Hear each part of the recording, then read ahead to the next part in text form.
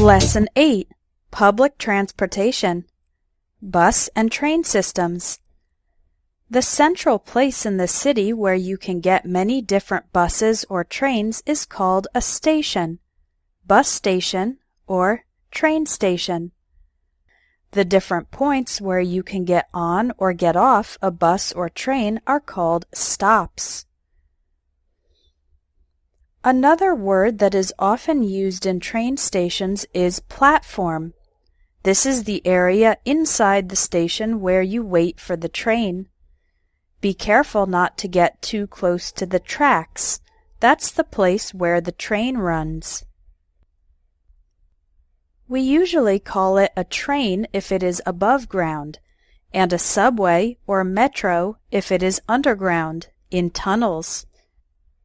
The parts of a train or subway that are linked together are called cars. Bus and train systems have lines. Lines are the regular routes that the buses or trains travel. Each color on the map represents a line in the New York City subway. The black dots are stops.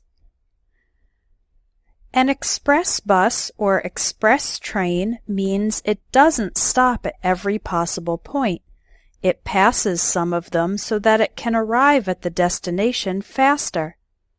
A local bus or local train stops at every point along the way. Buying a ticket and taking the bus or train. When you buy a bus or train ticket, you can buy a round-trip ticket to go and return, or a one-way ticket, only to go. The price of a ticket is called the fare. Some bus or train systems use tickets, which are made of paper, and others use tokens, which are like coins. If you take public transportation frequently, you can get a card or pass that you can use for multiple trips, often at a discounted fare. In this picture, the man is going to swipe his card. That means pass it through the machine. It's good to get a card or pass if you use the bus or train to commute. This verb means making the trip between your home and your work.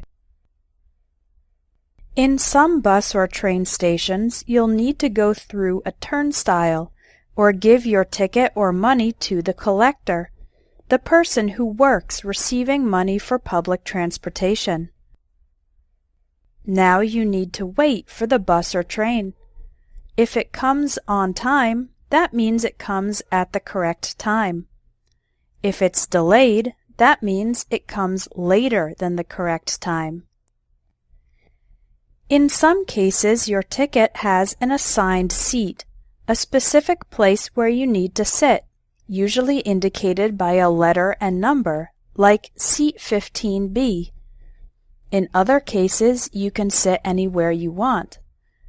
Many buses or trains have special seats for people who are elderly, old, disabled, have a physical problem, or pregnant, a woman who will have a baby. If there are a lot of people on the bus or train, we can say it's crowded. The opposite of crowded is empty, when there are few or no people. Other expressions used with public transportation. We use the verb take to describe general use of buses and trains. For example, I took the bus from New York to Philadelphia. You need to take the 3:15 train if you want to arrive by 6. We use the phrasal verbs get on and get off to describe the specific actions of entering and leaving the bus or train. You can also transfer from one bus to another bus, or from one train to another train. For example, if you want to go to the museum, get off at the next stop. You need to get on the B train and then transfer to the L train. Finally, if you're not familiar with the city, or if you're not paying attention, you might miss your stop. That means you didn't get off the bus or train when you needed to. If that happens, you'll need to get off and go back in the other direction to reach your destination. You've finished Lesson 8. Now continue to the exercises to practice the vocabulary you've learned.